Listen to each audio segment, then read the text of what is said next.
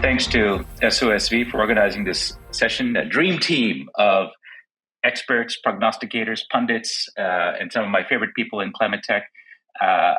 I'm delighted to jump into this question of what just happened. I would start by positing in the style of immoderate moderation that we are at the end of the age of big climate. It's been coming for a while, but it's decisively here. We have a global green lash, not just here in America with the Trump administration, but around the world, in which we're seeing a backlash against some of the more ambitious aspects of climate policy. And we want to dig into this session to understand what's driving the backlash and how will this impact the outlook for climate technology investment and innovation. One of the clear mega themes of the era is the rise of security in this age and the importance of geopolitics, perhaps eclipsing an era in which climate concerns might have been supreme. Jason, as an expert in this area, maybe I can turn to you first. Can you talk a little bit about the geopolitical realignment that you see and how it's affecting, or in your opinion, how it's affecting or may not affect climate cooperation? How do you see it? Yeah, great to be with you, BJ, and Jigar and Kim. Thanks for the invitation. As someone who, before starting the Center on Global Energy Policy 12 years ago, it's hard to believe it's been that long, served on the National Security Council. I've sort of always tried to live and build an institute at the intersection of national security, geopolitics, and the energy transition. And I think early on that seemed slightly confusing to people, why a leading institute on issues of energy and climate would be hiring experts in sanctions and tariffs and Russia and Saudi and China. And I don't think that's confusing anymore. I think I remember my frequent collaborator, co-author, good friend Megan O'Sullivan at Harvard and I wrote, I think about 4 years ago in the New York Times, if security of energy supply, reliability, or affordability suffer in reality or perception in the course of pursuing a faster transition, the first thing that's going to evaporate is support for the transition. And I worry that explains a little bit where we are at this moment. We can talk about what it actually means to put energy security front and center. And that's sort of the history of energy policy. If you go back, over the last century, energy policy was first and foremost about security of supply, about energy as a source of geopolitical strength, particularly in times of conflict, World War I, World War II, the Arab oil embargo, the Suez Canal crisis. I think we became a little complacent, frankly, in the last 2 or 3 decades for a variety of reasons. Flat electricity demand growth in the OECD, the shale revolution, which brought tremendous new supply online and largely brought energy affordability, and an era of global economic integration and sort of copacetic geopolitics. We could build integrated just-in-time supply chains, and China could manufacture lots of things that one needs in these supply chains, and that was all good. All of those things are being thrown into reverse today. And I think that creates a whole new set of challenges for how to think about accelerating the clean energy transition. Although I do think there's also opportunities. And I do think if you think about where does energy security actually come from, and that looks different for different countries, whether you have large oil and gas resources like the US or you're a large importer, if you have large coal resources like Indonesia or not. But in many places, not all, a focus on energy security should, in the long run, take you to a more electrified energy system and probably a cleaner one. Well, that's a great launching off point, Jason. Thanks for the overview. And towards the end, you highlighted that there can be opportunities also, right? Look, the fractures and the challenges are real. I think they'll be well known to our audience. And of course, our audience is also global, although there are lots of Americans involved in climate tech investing in innovation. SOSV reaches a global audience. So we mustn't take too Trumpian a perspective on things. Jigar, let me come to you. You served in government, but you were also an entrepreneur prior to and since your time in the Department of Energy. Can you give us a perspective on some of the opportunity that Jason highlighted right towards the end? Obviously, also talk about other fractures and challenges that'll come, but because I know you wrote a piece some time ago with WRI talking about the solar revolution in Pakistan that caught my eye. What are the potential opportunities that may come at this time that are not so obvious when one looks at the world with a Washington, D.C. filter? Yeah, and obviously, Respect Jason greatly, and Kim, of course, and love that we're having this conversation. Look, I think that we are in a very unique spot right now, which I think people have a really hard time wrapping their brain around. Right? It was very clear that in the height of the Ukraine conflict, the right choice was to import an extraordinary amount of LNG at prices that nobody wanted to afford, such that Europeans are now trying to figure out how to import Russian gas again. Right? But we're in a place where the technologies that might be alternatives to those decisions are now more cost effective than ever, right? So the real challenge in front of us is actually not technology. The real challenge in front of us is inertia, right? And practice, right? And so when you look at a country like Pakistan, where, they had a very high profile relationship with China on their Belt and Road Initiative, and those assets that they deployed that were burning fossil fuel failed miserably, and people were plunged back into darkness. They would have in years past gone directly into diesel, right? That's what you do when you don't have access to electricity. Instead, the private sector, led by 4 prominent Pakistani families, had solar panels in inventory, and those solar panels flew off the shelf at 3 times the cost that those folks had imported them for. So they went back to China and said, hey, there's a lot of demand here. We would like to buy a lot more solar panels. And we'd like to make it easier for the people of Pakistan to install these themselves. So if you could integrate some of the electronics into the panels themselves and make this more plug and play, this is great. And then those private sector folks actually created YouTube videos to figure out how to do this, and WhatsApp groups to help people help each other, right? And very quickly they were selling these as appliances. The first country to ever do it, out of 1,200 bodegas across Pakistan, and they went from 1 gigawatt a year of installations in Pakistan to 12 gigawatts of cumulative deployment over the next couple of years. And they got rid of all the subsidies, and none of it was financed with blended finance of any sort, no World Bank financing or anything else. So now you're in a place where it's not just Pakistan. You have 700 million people in the world who are electricity poor, right? And the fossil fuel industry had 60 years to serve them and couldn't figure out how to avoid the diesel gangs. They couldn't figure out how to avoid whatever was in the way. And so those people still live in extreme electricity poverty. And every economist knows that their household GDP would triple if they had access to basic electricity. So now you've got companies like Greenlight Planet and others who are this year going to do $600 million of revenue and are the single largest provider of electrification services in these countries, right? And so you are in this place where there is no entrepreneurship on the fossil fuel side, right? Remember, just because there's an opportunity doesn't mean it gets met. There has to be somebody who's working hard to get people to use that product. Those people don't exist in 50 countries, right? Nobody's actively trying to push more fossil fuels on those poor people. But you know who is? There's a lot of clean energy entrepreneurs in each one of those villages figuring out how to get this stuff done. And that's what's exciting about this moment is the technology is cheap, but also the old habits are dying hard in those countries, a little less hard in Europe and other places, but I think those old habits will die as well.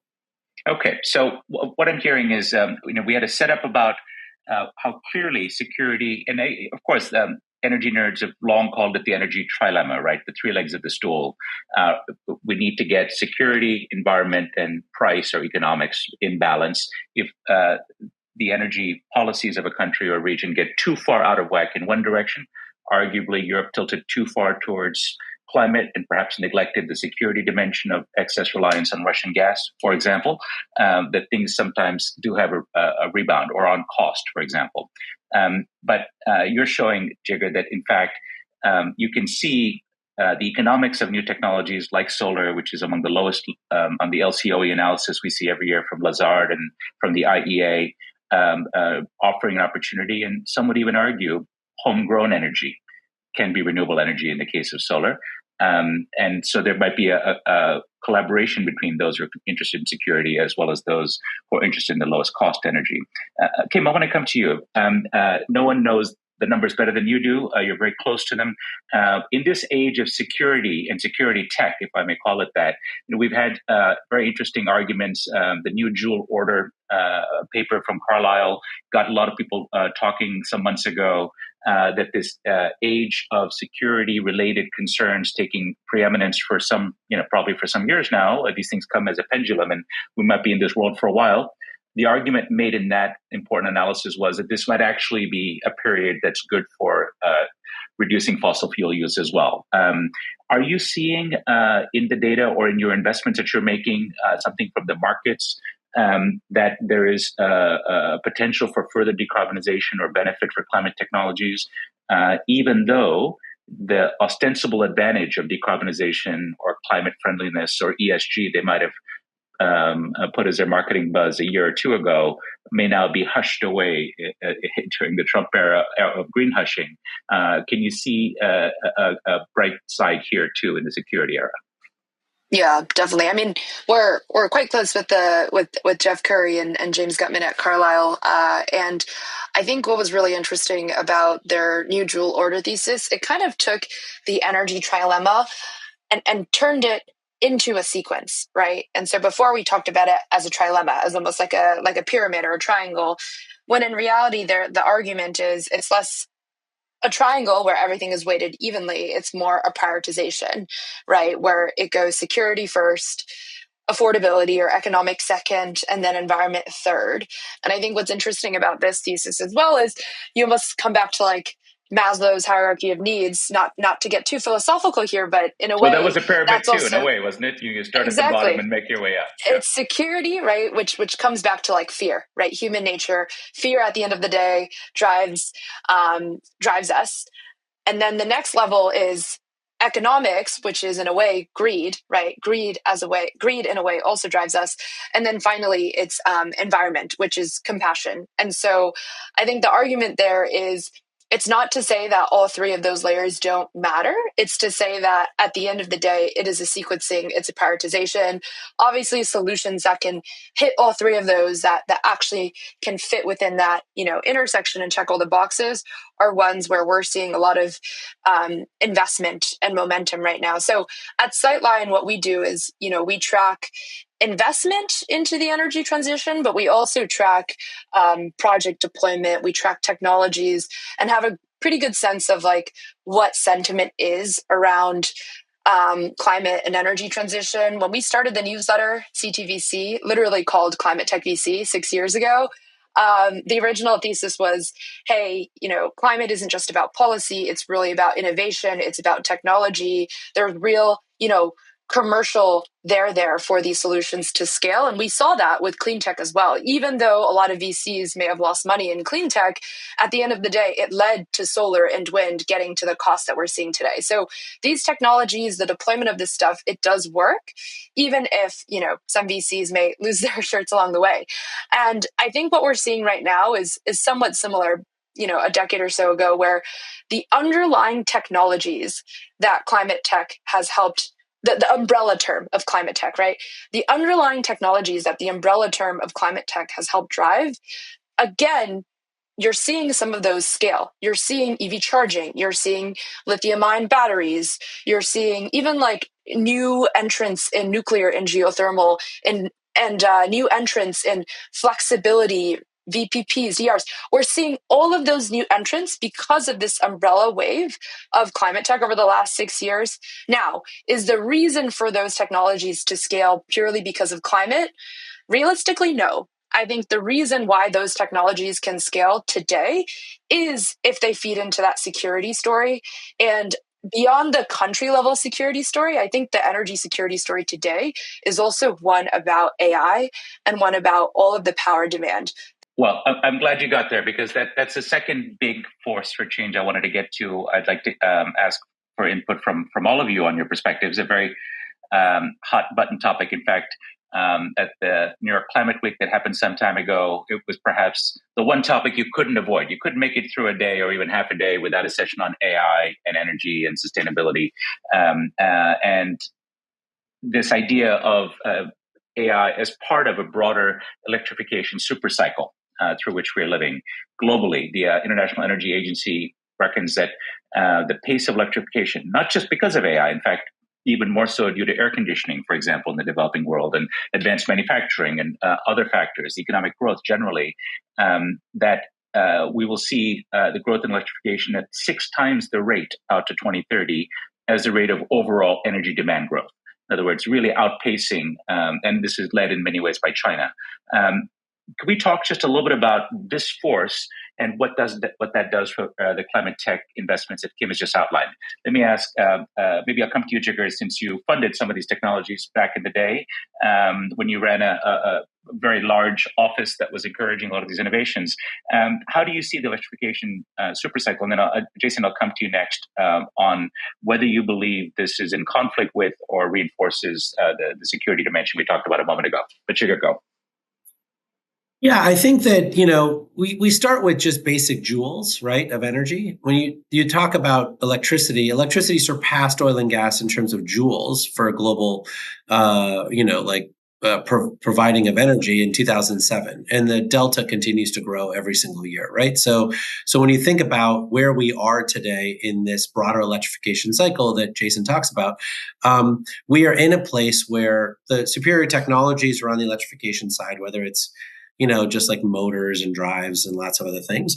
And then the question becomes, how do we keep up with oil and gas production, right? Because, this is the big challenge, right? Is that when you think about basic math, right? If you wanted to take the $500 billion Stargate announcement in Texas and you wanted to power it with natural gas, it would be about 22% of all the Permian gas production, while at the same time they want to take LNG exports from 15 billion cubic feet of gas a day to 28 billion cubic feet of gas a day, right? So in some ways, it's not surprising that 90% of everything that got added to the grid this year so far has been solar, wind, and battery storage, right? And that's what the EIA under the Trump administration, the Energy Information Administration, is expecting it to remain 80% of everything that gets added to the grid through 2028 will be clean energy as well, right? And it's not because clearly that this administration has a preference for clean energy, but just because that's where the smartest developers are. That's where the supply chain is. That's where the cost effectiveness is, right? That's where people have already put themselves into interconnection queues. And so part of the challenge that we're in today is that anyone who can do math knows that if you were going to 3x, 4x, 5x the electricity grid, which is what we're really suggesting as we move into huge amounts of air conditioning, huge amounts of electric vehicles, huge amounts of AI load growth by 2100, that it's simply not possible to reach those levels of growth in the electricity grid with an underlying fuel source that's growing at 1.9% a year, right? And so you need to have nuclear, geothermal, solar, wind, battery storage to get there. The other thing that you're finding is in the OBBB that was passed in July, batteries were provided a long-term extension of their tax credit. And part of the reason for that is because the underlying electricity grid in the United States has gone from 60% asset utilization in 2000 to roughly 40% asset utilization today. Basically, the peaks are higher and the off-peaks are lower, right? And if you power that with centralized natural gas plants, upgraded transmission, upgraded distribution, that results in what EEI, the Edison Electric Institute, is saying will be $1.1 trillion of investment by the electricity grid, which is a guarantee for 10% rate increases every single year, right? Right. And so the only way to get more out of the assets we already paid for is a lot of battery storage, right? And so what you're finding is that even if you don't use the word solar and wind, you end up taking their cousin, battery storage, because that is what is the lowest possible cost way of doing this at a time when politicians around the United States are finding that their jobs are at risk for the first time in 25 years because of electricity cost increases. So, Jigar, what I'm hearing is that you're seeing, of course, the grid is designed for a few hours a year of the peak load, and there's a lot of fallow capacity. Opportunities are there in the distribution system, but as well as in better utilization of assets. I'm sure you would have gone on to talk about grid enhancing technologies as well, and virtual power plants, but we don't have time for that right now. There are multiple ways to make the system more efficient, all of which represents opportunity for investors, for technologists, for the people certainly listening in to think about a new paradigm for energy that would enhance security. I want to come to Jason, as I'd indicated, but Jason, I want if you could help us understand the reality of a popular meme or conceit that's out there, that is that we're in the age of a battle between the electro state and the petro state, and kind of picks up a little bit on the electrification supercycle thesis. But as you know, everyone can suspect the electro state being China, followed behind perhaps by Europe to some degree, and of course the U.S. is the petro state. What do you think? Is that a useful frame? Does that capture the security dimension, or what's a better way to think about the electrification super cycle and how it relates to the security concerns of our age? Yeah, and there's a good piece in the National Interest by two of our scholars, Anne-Sophie Corbeau and Tatiana Mitrova, framing that electrostate, petrostate conversation. And I think it captures something important, maybe sort of tie the first part of this conversation to the one we were just talking about with sort of the rise in electricity demand. And as you said, that's in the US, in certain places in the US, very much an AI conversation, but globally much, much broader than that. And you see in the, various IEA scenarios, rising electrification of the global energy system in all their scenarios, not just sort of a net zero scenario, which I think is an important trend that's happening. And it's a good trend, right? Broadly speaking, it's a much more efficient way to take advantage of energy resources. The fossil fuels have high losses in combustion. Yeah, no. Definitely, there are efficiencies to more electrification and a lot of forces driving that, not just a desire to electrify for the purpose of transitioning to low carbon. I think, again, connecting the energy security conversation to this electro state, kind of where the world is headed, and what Jigar said about people turning to things like solar in Pakistan just because it makes the most sense and it is so cheap. I mentioned my collaborator, co-author Megan O'Sullivan before. She and I have a new article in the latest issue of Foreign Affairs. And the point of it is, at a very broad level, we sort of see that the world is returning to an era of energy weaponization. And I think it's a really important trend that ties to energy security that we need to really think about. As I said a moment ago, the history of energy, going back over 100 years, is one of thinking about energy as a source of geopolitical leverage and in many ways a weapon. Lord Curzon famously said the Allies floated to victory upon a wave of oil, and you can find multiple cases where control over energy resources was seen as a way to bolster military and economic strength and weaken adversaries. We just didn't really have that dynamic for a variety of reasons, over the last 20 or 30 years. We are headed back in that direction. And it's not just Russia invading Ukraine. It is a broad era of competition, fragmentation, security, conflict. Russia, obviously, the most acute example. But, when I worked in the Obama White House, Europe, Japan, countries like that were very eager to get U.S. LNG because they perceived it to be a source of security. If you're watching how this administration is finding sources of coercion to find leverage to impose on allies, you might worry about being dependent on U.S. LNG. Or if you're Mexico and you're dependent on pipeline gas. We've seen China obviously restrict critical minerals and rare earths. You've even seen both parties in Norway recently call for maybe restricting electricity exports to Europe because they're concerned about higher prices. So the idea that countries are going to look out for themselves first and that we've just barely scratched the surface for how energy will play into that is a broad trend in a new era of competition and fragmentation that we need to be very conscious of. And then you layer on top of that the broad trends happening in the energy sector, where a sort of narrative of peak oil demand is now being replaced by one of peak shale supply, where questions about tightness in markets. You look at IEA scenarios, OPEC's going to have a larger, not smaller share of global oil markets going forward, and the world is becoming more electrified. And electrification can deliver security for some, like if you're in Europe and you don't want to depend on globally traded oil and gas. But the big question around all of that is how to think about supply chain risk in energy markets. And so to what extent is that similar to or different from how we've traditionally thought about energy supply risk, energy flows like oil barrels? And that's the question I'd love to hear Kim and Jigar talk about, because if you think about countries reacting to this acute sense of security, weaponization, I want to reduce exposure to global markets. I want to make more at home, have less trade in energy. That was sort of the Jewel order paper. That takes you to a place where you want to have more electricity. You want to produce more of that electricity domestically. And it is not possible to do that without being heavily dependent on buying all sorts of products and technologies that are largely made in China. The one thing I'll say is if you want to change that, it's just immensely cost inflationary. That's the takeaway from the new BP outlook. Everything for clean energy becomes much more expensive. Well, let's come to you, Kim. Yeah, there's a lot on the table, but and take from it, the direction you want to go. But the question I would ask you is, in this world of not only security concerns, where energy may be a weapon, but also clearly one of borders up, of tariffs, of build in America or whatever part of the world you're in, make in India, and with a great suspicion of China in particular, where a lot of the green goods come from.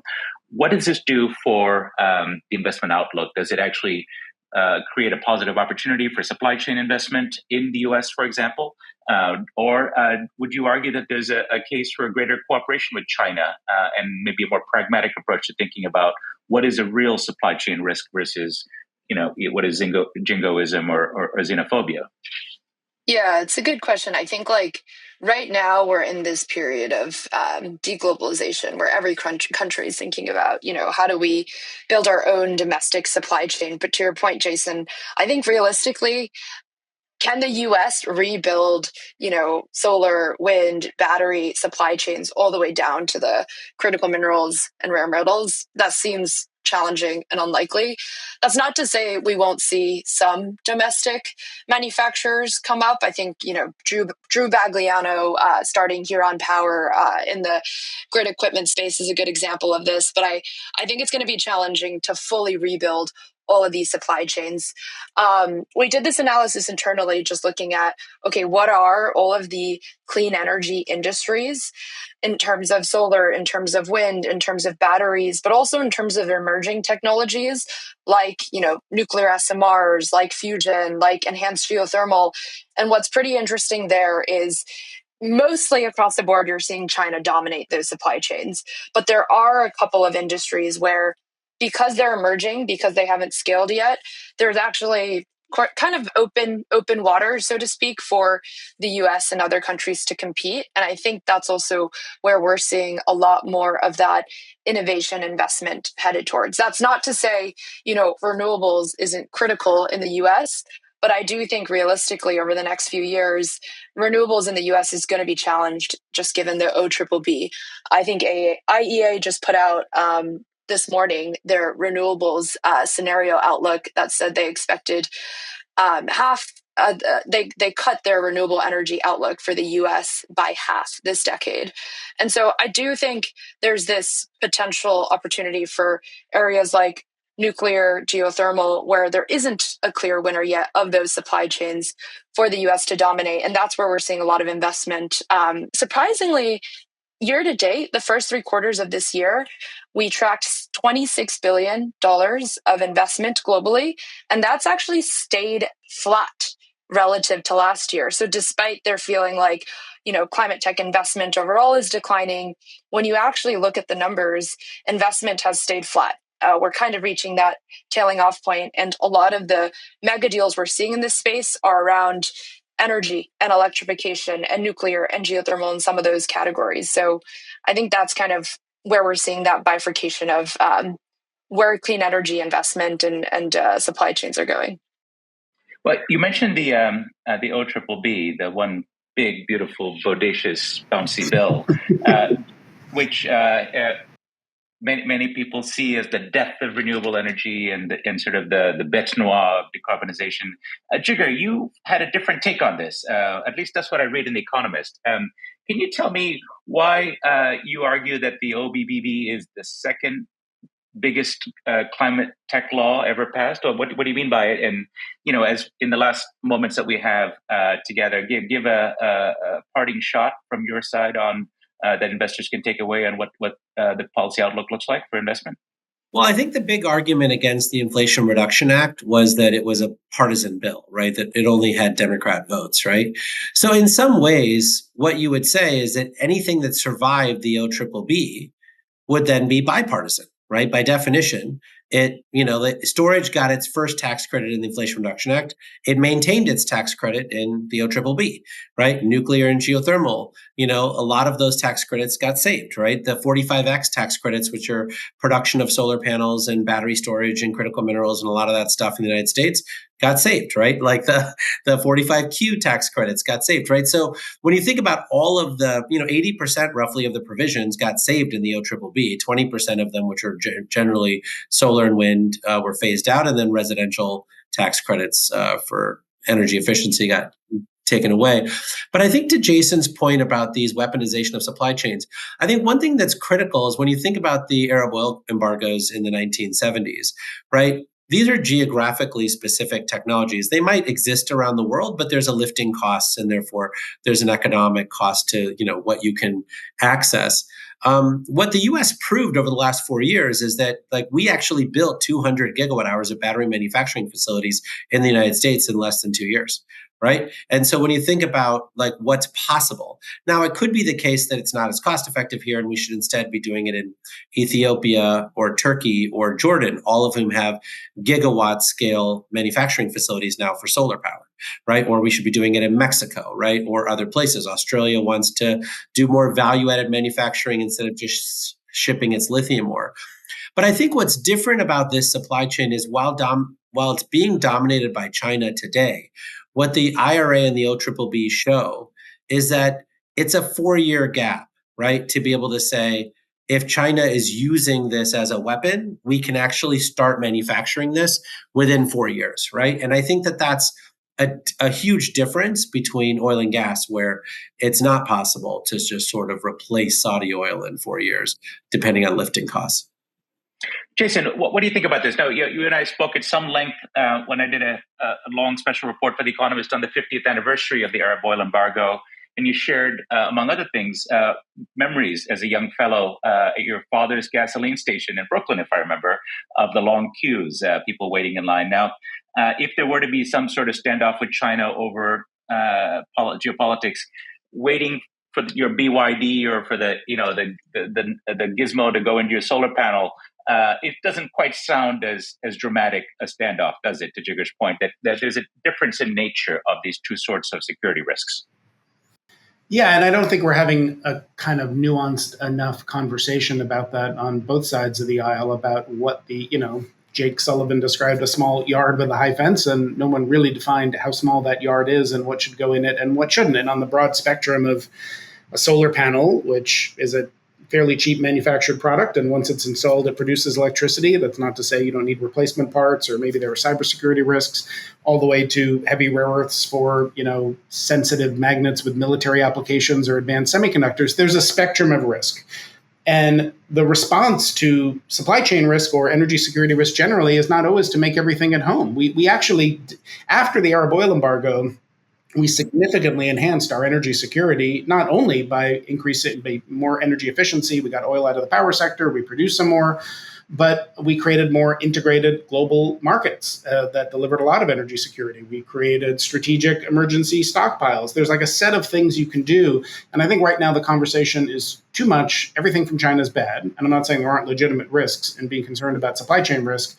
And the response is let's just manufacture things at home. And the scale and magnitude of Chinese supply chains, of the efficiency of them, of the real innovation in them in companies like BYD is sort of staggering to comprehend, especially when we're swinging back and forth every 4 years with our own kind of industrial policy. So I think we need to recognize that's going to be hard to change for a very long period of time. And obviously, in the U.S., we pride ourselves on building and manufacturing, but reality is a lot of the know-how around clean energy manufacturing, electrification is in China and is with Chinese companies. And even if those supply chains start proliferating outside of China, I think the reality is most of the talent and the know-how still is with Chinese companies and employees. Even with Northvolt in Europe, you saw that a lot of the talent they brought in to try and build the facility was from China. So I think that's just the reality. They've invested in building this stuff, and a lot of the know-how lies with talent there. Not to say it'll remain in China. I want to give a final parting thought.